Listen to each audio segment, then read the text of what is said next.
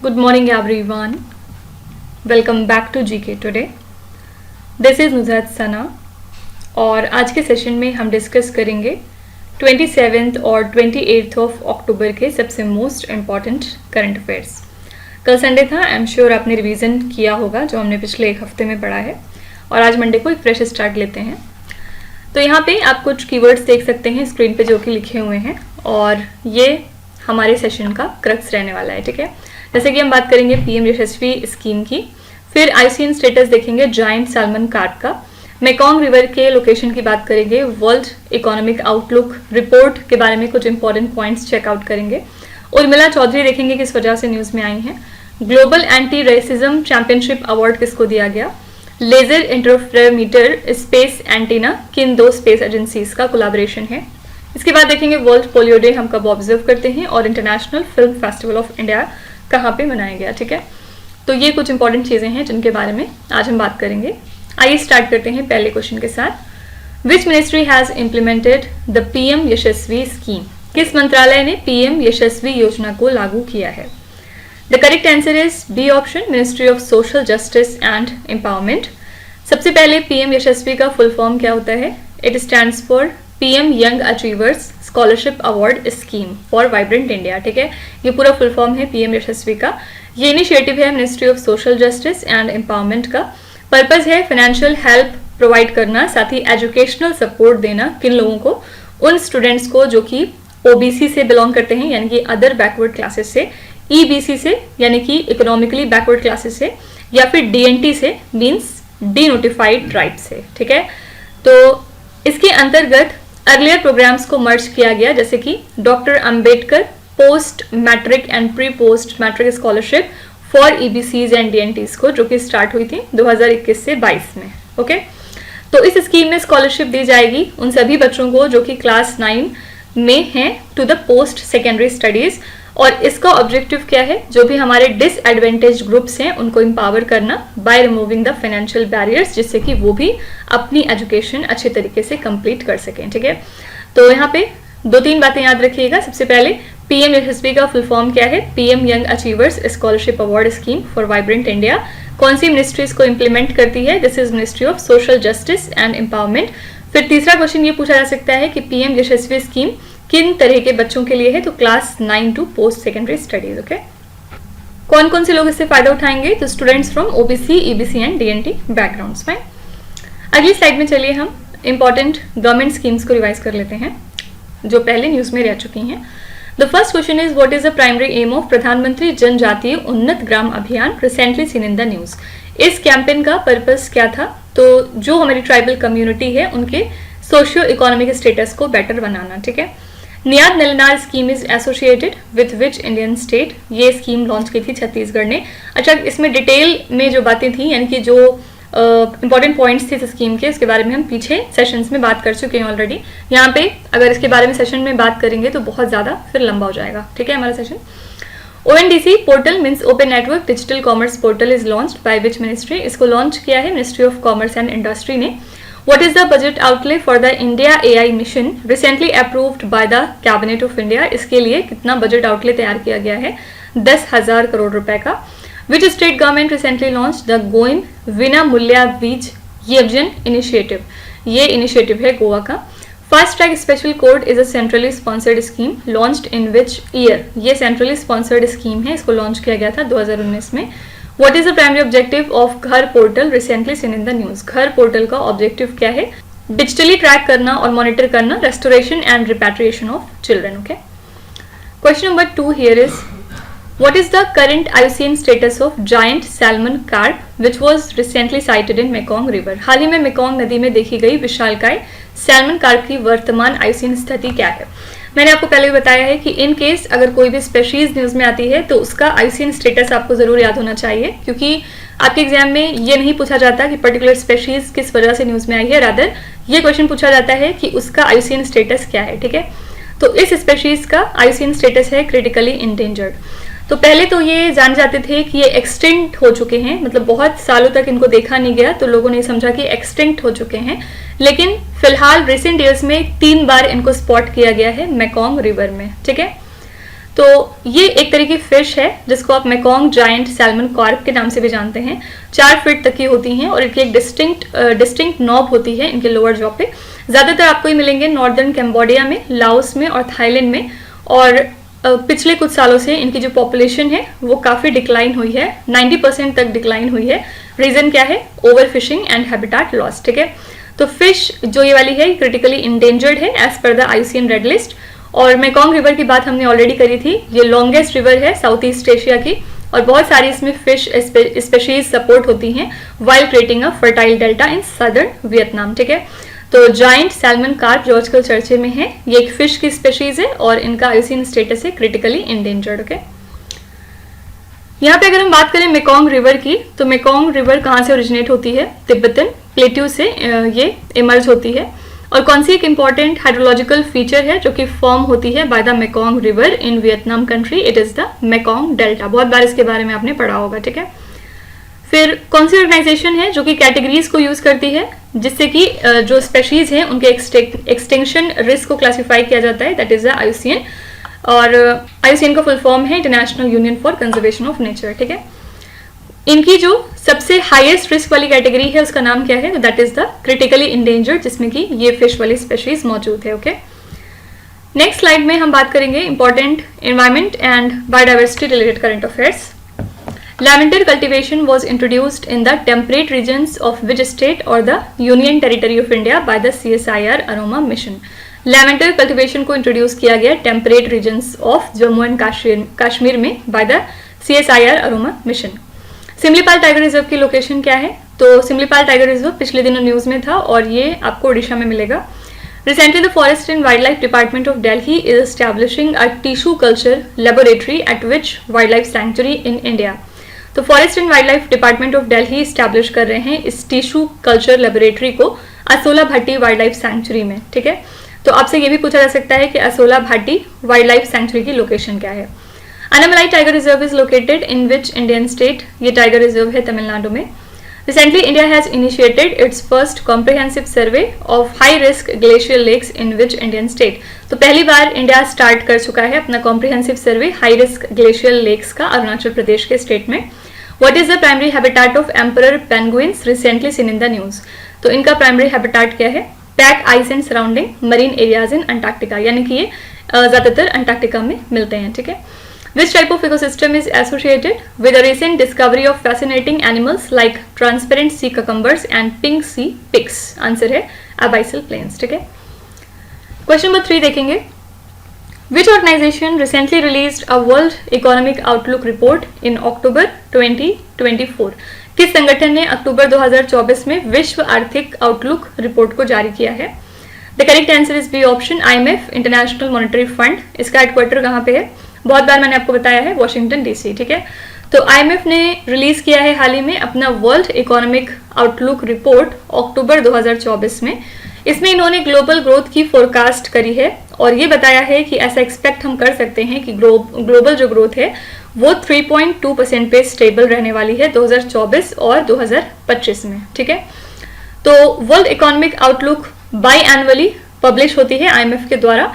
इसमें ये एस्टिमेट बताते हैं ग्लोबल GDP ग्रोथ का, इन्फ्लेशन कितना रहेगा ये बताते हैं और बहुत सारे ऐसे और डेटा देते हैं। टोटल 190 मेंबर कंट्रीज को एग्जामिन करके इंडिया की GDP ग्रोथ इन्होंने एक्सपेक्ट की है 7% 2024 में।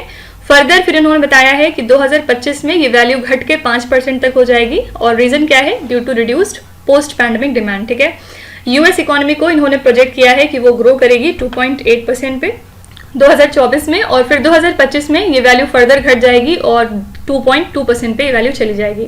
चाइना की ग्रोथ इन्होंने फोरकास्ट की है 4.8% पे 2024 में और 4.5% पे हो जाएगी इन 2025। ठीक है, तो यहाँ पे सिर्फ 2-3 इंपॉर्टेंट पॉइंट हैं जो आपको अपने माइंड में रखने होंगे। सबसे पहले वर्ल्ड इकोनॉमिक आउटलुक रिपोर्ट कौन सी ऑर्गेनाइजेशन जारी करती है? सो that is IMF international monetary fund. फिर इंडिया के बारे में ये याद रखिएगा कि इन्होंने इंडिया का GDP ग्रोथ कितना एक्सपेक्ट किया है, तो 7% 2024 में और फिर 2025 में इन्होंने वैल्यू कही है 5% की। ठीक है, बाकी जो 2 इकोनॉमी है US और चाइना की वो आप इग्नोर कर सकते हैं, उनको याद रखने की जरूरत नहीं है, ठीक है। ज्यादातर जो रिपोर्ट्स होती हैं उनके इनसाइड जो मैटर होता है वो आपको ऐसे राइटिंग में हेल्प करेगा जब भी कभी आप मेंस का एग्जाम देंगे कोई सा। अगर आप सिर्फ वनडे एग्जाम में बैठ रहे हैं तो वहां पे ये सारी चीजें फिर इंपॉर्टेंट नहीं है, ठीक है। वहां पे सिर्फ मोटा मोटा पूछा जाता है, ओके। हेडक्वार्टर की यहाँ पे अगर हम बात करें तो वर्ल्ड बैंक का हेडक्वार्टर कहाँ पे है? वॉशिंगटन डीसी में। IMF का भी हेडक्वार्टर वॉशिंगटन डीसी में है। UNDP का आपको बताना है, और यूनाइटेड नेशंस एनवायरमेंट प्रोग्राम का हेडक्वार्टर है नायरोबी, केनिया में, ठीक है। नेक्स्ट हम स्लाइड पे देखेंगे कुछ ऐसे रिपोर्ट्स जो पीछे गुजर चुके हैं और जो न्यूज में आए थे, एग्जाम में पूछने की हाई प्रोबेबिलिटी है इनकी। Which institution released a report titled as future pandemic preparedness and emergency response a framework for action. इस रिपोर्ट को पब्लिश किया था नीति आयोग ने। यूजुअली नीति आयोग जो भी रिपोर्ट जारी करता है उसका टाइटल आपके एग्जाम में देके पूछ लिया जाता है कि पर्टिकुलर रिपोर्ट किस बॉडी ने या किस इंस्टीट्यूशन ने जारी करी है, ठीक है। तो नीति आयोग की ये जो रिपोर्ट है ये अक्टूबर में लॉन्च हुई है, तो अगर आपका कोई एग्जाम नवंबर, दिसंबर, जनवरी में आएगा तो फिर ये क्वेश्चन पूछा जा सकता है। Which ministry recently released model foster care guidelines 2024? ये गाइडलाइंस को जारी किया था ministry of women and child development ने। What is the rank of India in the Artificial Intelligence Preparedness Index 2024? AIPI index में इंडिया की रैंक थी 72। What is the rank of India in the World Bank's Logistics Performance Index Report 2023? इसमें India की rank थी 38। कई बार exam में ये भी पूछा गया है कि लॉजिस्टिक परफॉर्मेंस इंडेक्स को कौन सी ऑर्गेनाइजेशन जारी करती है, तो याद रखिएगा it is released by world bank. What is the rank of India in the Global Nature Conservation Index 2024? इसमें इंडिया की रैंक है 176। Which organization recently released the Child Nutrition Report 2024? इसमें इसको जो है रिलीज किया था यूनिसेफ ने, ठीक है। State of ocean report 2024 is recently released by which organization? ये रिपोर्ट दी थी यूनेस्को ने, fine. Question number 4 is Urmila Chaudhary who recently won the Global Anti-Racism Championship Award 2024 belongs to which country? Urmila Chaudhary जिन्होंने हाल ही में global anti racism championship award 2024 का खिताब जीता है, ये किस देश से संबंधित हैं? तो उर्मिला चौधरी बिलोंग करती हैं नेपाल को, और इन्होंने हाल ही में जीत लिया है एक बहुत इंपॉर्टेंट ऑनर जिसका नाम है global anti racism championship award 2024, okay. खास बात क्या है कि इसको प्रेजेंट किया है US secretary of state Antony J Blinken ने। इस अवार्ड में उनके वर्क को ऑनर किया गया है कि किस तरह से वो रेशियल इक्वालिटी, जस्टिस और ह्यूमन राइट्स के रिगार्डिंग वर्क करती हैं। और इनके अगर बैकग्राउंड की बात करें तो ये रेस्क्यू हुई थी from child servitude at the age of 17। बाद में इन्होंने को फाउंड किया था फ्रीड कमलारी डेवलपमेंट फोरम को, जहां पे ये फॉर्मर बॉन्डेड लेबरर्स को एम्पावर करती हैं, ठीक है। इसके अलावा ये मार्जिनलाइज्ड कास्ट के लिए भी फाइट करती हैं इन द कंट्री नेपाल, और लॉ भी स्टडी कर रही हैं टू फर्दर हर कॉज। तो इलीगल कमलारी सिस्टम जिसमें कि गर्ल्स को बेचा जाता था इनटू सर्विट्यूड, ये अबॉलिश किया गया 2013 में आफ्टर मास प्रोटेस्ट, और लेकिन अभी भी हम कह सकते हैं कि जस्टिस और रिहेबिलिटेशन एफर्ट्स अभी भी जारी हैं, ठीक है। तो उर्मिला चौधरी सबसे पहले कौन से कंट्री को बिलोंग करती हैं? नेपाल को। ये इन्होंने हाल ही में कौन सा एक इंपॉर्टेंट अवार्ड जीता है? Global anti racism championship award 2024, fine.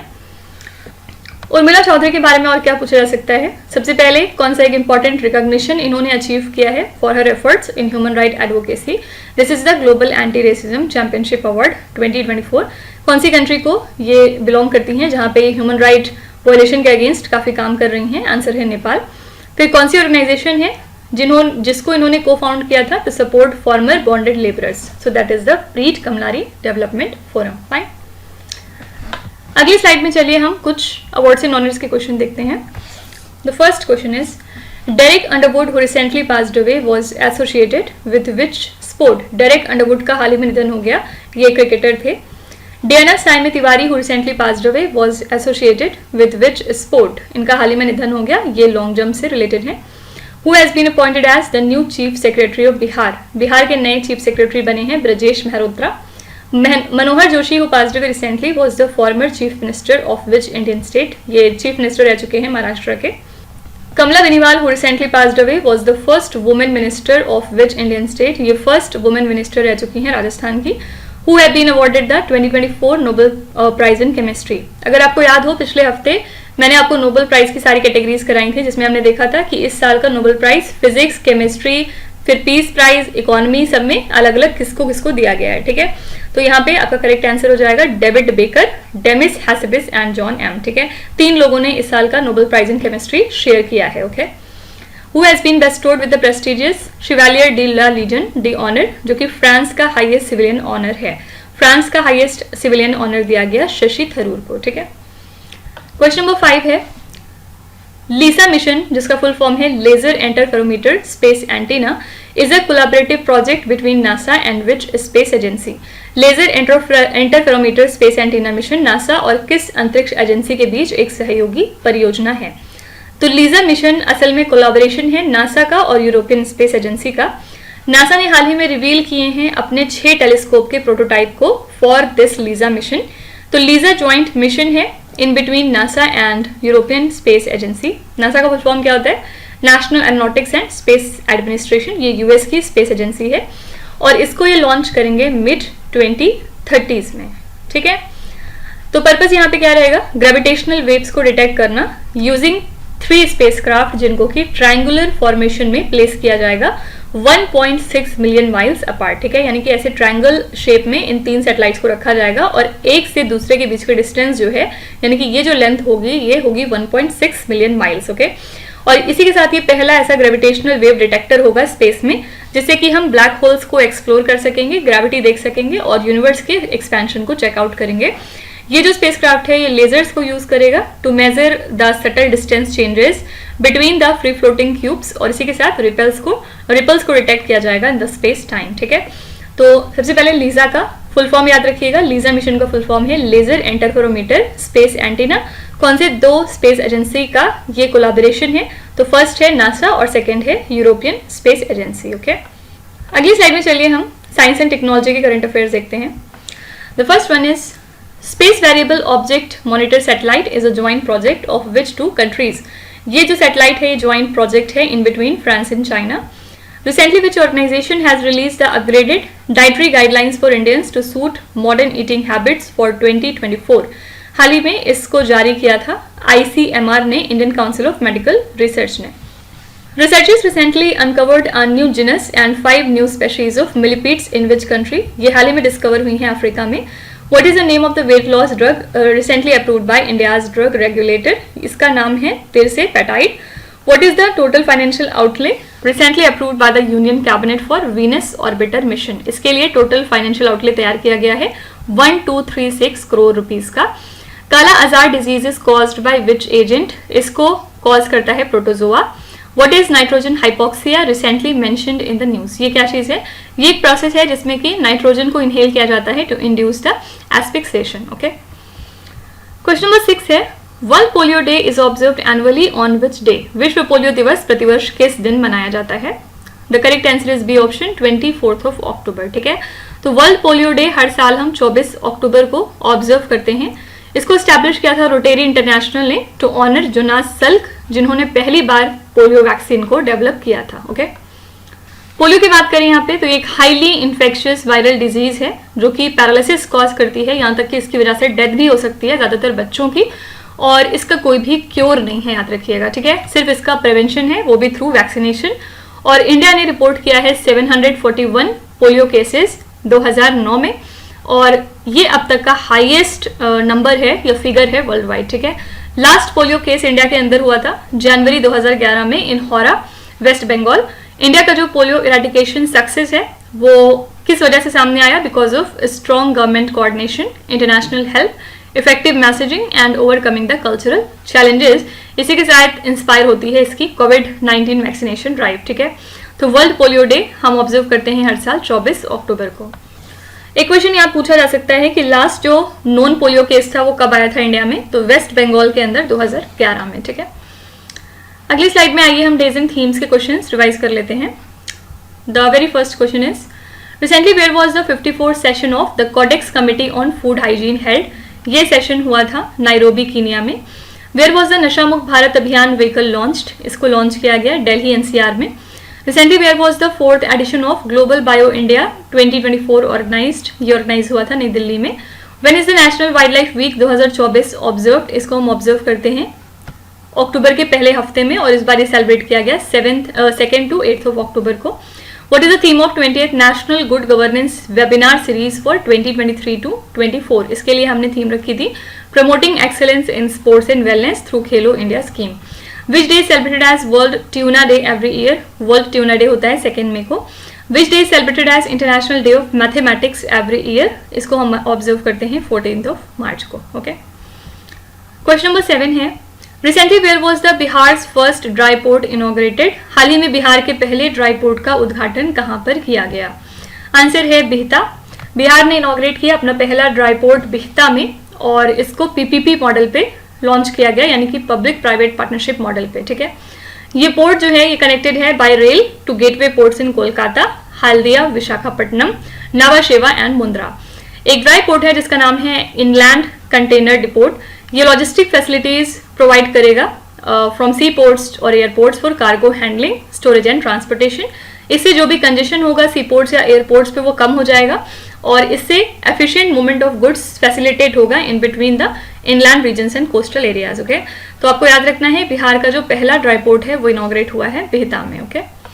अगली स्लाइड में चलिए हम business, economy and banking current affairs देखते हैं. What is sticky inflation recently seen in the news. Sticky inflation से आप क्या समझते हैं? ये एक फेनोमेना है जहाँ पे जो प्राइसेस होती हैं वो एडजस्ट नहीं हो पाती बहुत जल्दी to changes in supply and demand, यानी कि जिस तरह से सप्लाई और डिमांड चेंज होती है किसी भी इकोनॉमी में, उसके अकॉर्डिंग प्राइसेस एडजस्ट नहीं हो पाती हैं. Okay. Eco Niwas Samhita, a residential energy conservation building code was developed by which organisation. इसको डेवलप किया था ब्यूरो ऑफ एनर्जी एफिशिएंसी ने. CM elevate entrepreneurship programme is launched by which state government. इसको launch किया मेघालय ने.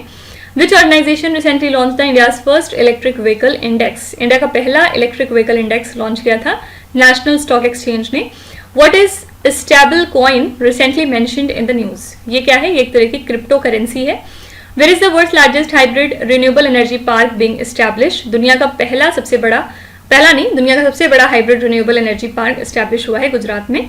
Recently, the Atomic Minerals Directorate for Exploration and Research discovered 1600 tons of lithium resources in which Indian state. देखिए lithium जो है ये बहुत important एक element है क्योंकि ये आपके इलेक्ट्रिक व्हीकल में यूज होता है. इसके अलावा जो भी आपकी बैटरीज होती हैं उसमें भी यूज होता है इलेक्ट्रिक बैटरीज. तो इसी वजह से पहले हम लिथियम को इंपोर्ट किया करते थे, लेकिन बाद में इंडिया के अंदर बहुत अलग अलग जगहों पे लिथियम के रिसोर्सेज मिले. उनमें से एक जगह है कर्नाटका. ठीक है. एएमडी ने यहाँ पे डिस्कवर किया था 16,000 ton of lithium reserves. Fine.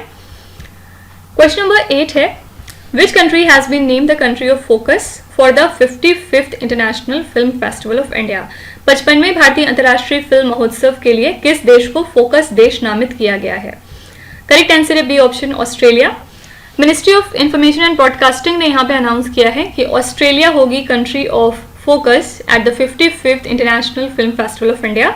तो ये जो सेगमेंट है इसमें टोटल 7 ऑस्ट्रेलियन फिल्म्स फीचर होंगी और ये हाईलाइट करेंगी कंट्री की स्टोरी टेलिंग ट्रेडिशंस को, साथ ही इंडिजिनस और कंटेम्प्रेरी नैरेटिव्स को भी. ये अनाउंसमेंट आया है after the signing off the audio visual को प्रोडक्शन ट्रीटी जो कि हुई थी बिटवीन इंडिया एंड ऑस्ट्रेलिया, जिससे कि को प्रोडक्शन को बढ़ावा मिलेगा. ठीक है. तो ये जो ट्रीटी है इसमें इंसेंटिव दिया जाएगा फिल्म मेकर्स को ताकि कल्चरल एक्सचेंज प्रमोट हो सके और लोग कोलैबोरेट कर सके ऑन इनोवेटिव सिनेमैटिक प्रोजेक्ट. ठीक है. तो सबसे पहले वेन्यू याद रखना है आपको कि जो 55th एडिशन है international film festival of India का, ये हो रहा है गोवा के अंदर. अगले महीने होगा 20 से लेकर 28 नवंबर तक. और इसमें कंट्री ऑफ फोकस किसको डिक्लेयर किया गया है? आंसर है बी ऑप्शन, ऑस्ट्रेलिया. ठीक है. International film festival of India बहुत इंपॉर्टेंट इवेंट है और ये 1952 से लगातार हो रहा है. और which city hosted the IFI before it permanently move to Goa. तो पहले इसको नई दिल्ली होस्ट किया करती थी, लेकिन अब ये गोवा में शिफ्ट हो चुका है. ठीक है. अगली स्लाइड में चलिए हम इंटरनेशनल न्यूज कुछ कवर कर लेते हैं. The first question here is, which middle eastern country recently launch the Mahda, Kayhan 2 and Hatef 1 satellites as seen in the news. ये सारी की सारी सैटेलाइट्स लॉन्च की थी ईरान कंट्री ने. Pancheshwar multipurpose project, sometimes seen in the news, is a bi-national hydropower project in between which two countries? ये एक bi-national hydropower project है in between India and Nepal. Line of actual control which was seen in the news is the demarcation that separates India from which country? तो सब जानते हैं कि LAC India और China के बीच में है. Recently, which country has become the 119th nation to join the ISA International Solar Alliance? तो 119th कंट्री है इसको ज्वाइन करने वाली माल्टा. और आईएसए का हेडक्वार्टर मैंने कल भी आपको बताया था, ये लोकेटेड है गुरुग्राम हरियाणा में. ठीक है. फिर नेक्स्ट है, recently which country successfully launch Tianzhou 18 spacecraft to its space station. ये कंट्री है China. Mount Mungalo recently seen in the news due to landslide is located in which country? ये माउंटेन है पापुआ न्यू गिनिया में। Aral sea stands at the boundary in between which two countries? Aral sea कौन से दो countries की boundary पे है? These are Kazakhstan and Uzbekistan. ठीक है। क्वेश्चन नंबर 9 है, what is the name of the initiative recently launch by Karnataka government to provide free health care services to the citizen? हाल ही में कर्नाटक सरकार द्वारा नागरिकों को मुफ्त स्वास्थ्य सेवाएं प्रदान करने के लिए शुरू की गई पहल का नाम क्या है? इसका नाम रखा गया है गृह आरोग्य health care at your door step initiative. ठीक है। पर्पज है फ्री हेल्थ चेकअप प्रोवाइड करना और ट्रीटमेंट वगैरह देना। स्पेशली यहाँ पे अंडर प्रिविलेज्ड कम्युनिटीज को टारगेट किया जा रहा है। इसको लॉन्च किया है कर्नाटका के चीफ मिनिस्टर सिद्धराम अय्या ने, और इस प्रोग्राम के थ्रू एड्रेस किया जाएगा फाइनेंशियल बैरियर्स को जो कि लोगों को डिटर करते हैं from seeking the essential health screening. ठीक है। तो इस इनिशिएटिव के थ्रू फोकस किया जा रहा है कि अर्ली डिटेक्शन हो सके सभी तरह की बीमारियों का, जैसे कि कैंसर, डायबिटीज और हाइपरटेंशन, जिससे कि ट्रीटमेंट आउटकम्स को हम इंप्रूव कर सकें और हेल्थियर लाइफस्टाइल को प्रमोट कर सकें अमंग द सिटीजन। ठीक है। तो गृह आरोग्य को लॉन्च किया है कर्नाटका की सरकार ने। पर्पज क्या है? फ्री हेल्थ केयर सर्विसेज देना to all the citizen. Fine. अगली स्लाइड में चलिए हम फिर से एक बार देख लेते हैं कुछ गवर्नमेंट स्कीम्स को। The first question is, recently which institution has approved $240.5 million in loans to advance the rooftop solar system installations in across India? इतना अमाउंट दिया है ADB ने, एशियन डेवलपमेंट बैंक ने, ताकि हम रूफटॉप सोलर सिस्टम इंस्टॉलेशन को बेहतर बना सकें इंडिया के अंदर। ठीक है। ADB का हेडक्वार्टर कहाँ पे? फिलीपींस में। What is the name of the scheme recently approved by the Bihar government to improve the rural infrastructure? Rural infrastructure को बेहतर बनाने के लिए इस स्कीम को लॉन्च किया है बिहार ने। इसका नाम है मुख्यमंत्री ग्रामीण सेतु निर्माण योजना। Mahtari Vandana Yojana is launched by which Indian state? इसको लॉन्च किया है छत्तीसगढ़ ने। What is the primary objective of PM-1E scheme recently seen in the news? इसका प्राइमरी ऑब्जेक्टिव क्या है? Affordable high speed internet connectivity provide करना रूरल और रिमोट एरियाज में। Kalaignar sports kit scheme is launched by which Indian state? ये scheme है तमिलनाडु की। What is the name of India's new scheme to promote the local manufacturing of electric vehicle components in India? इसका नाम है PM E-Drive scheme.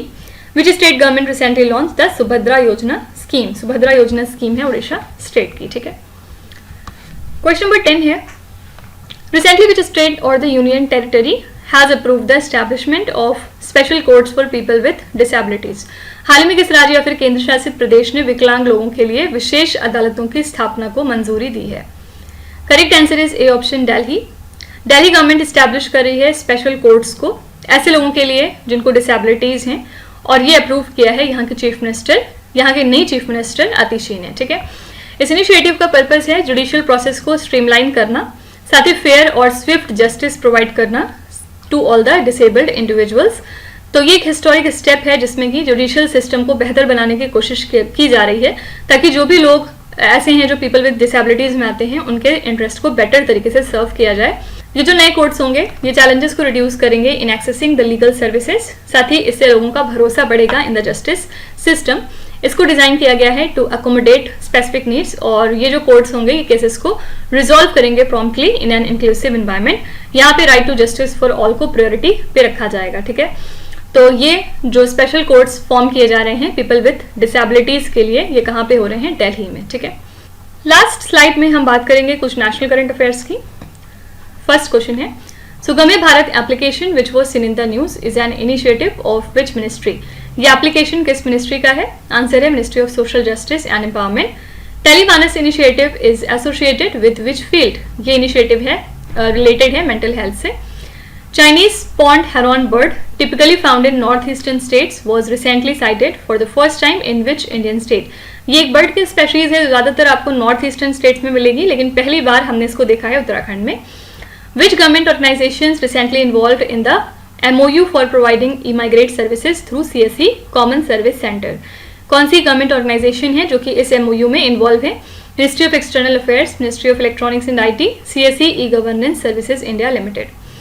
Recently, which languages have conferred the status of classical language by the Union Government? ये है मराठी, पाली, प्राकृत, Assamese and Bengali. Recently, which state government collaborated with World Economic Forum to establish the Artificial Intelligence Center? इसके लिए कर्नाटका की सरकार ने collaborate किया है world economic forum के साथ। who was elected as the chairperson of the 77th session of WHO's Regional Committee for Southeast Asia. This is JP Nadda. Okay. तो इसी के साथ हमारा सेशन यहाँ पे कंप्लीट होता है. आई होप कि आपने आज के सेशन को एंजॉय किया होगा और डेफिनेटली आप काफ़ी कुछ नया सीख के जा रहे होंगे. हमने आज के 10 क्वेश्चन जो मोस्ट इंपॉर्टेंट थे उनको कवर कर लिए along with the revision part. और एज यूजुअल मैं लास्ट में आपको कुछ होमवर्क देना चाहूँगी और आज का जो आपका होमवर्क है वो रिलेटेड है नेशनल करंट अफेयर्स के साथ. ठीक है. तो यहाँ पे स्क्रीन पे आप देख सकते हैं कि 7 क्वेश्चंस लिखे हुए हैं और ये क्वेश्चंस ऑलरेडी हम कर भी चुके हैं, कुछ भी इसमें नया नहीं है. तो जो लोग यहाँ पे हमारे रेगुलर व्यूअर्स हैं उनको इन क्वेश्चंस का आंसर देने में कोई भी प्रॉब्लम नहीं होगी, आई एम श्योर. तो आपको इसमें से जितने भी आते हैं आप उनका जवाब कमेंट्स में ज़रूर लिखिएगा. And now before concluding let me again remind you कि सारे क्वेश्चंस ये हमारे डेली 20 MCQ सीरीज का हिस्सा हैं in the GK today Android application. तो आप में से अगर कोई भी इनका PDF फॉर्मेट चाहता है तो वो उस कोर्स को जाके सब्सक्राइब कर सकते हैं bye paying a very nominal fees. Okay. तो कल फिर मिलते हैं कल के मोस्ट इंपॉर्टेंट करंट अफेयर्स के साथ. Till then stay tuned. Thank you so much for watching and please do not forget to subscribe to GK today. With this me Nuzhat Sana signing of.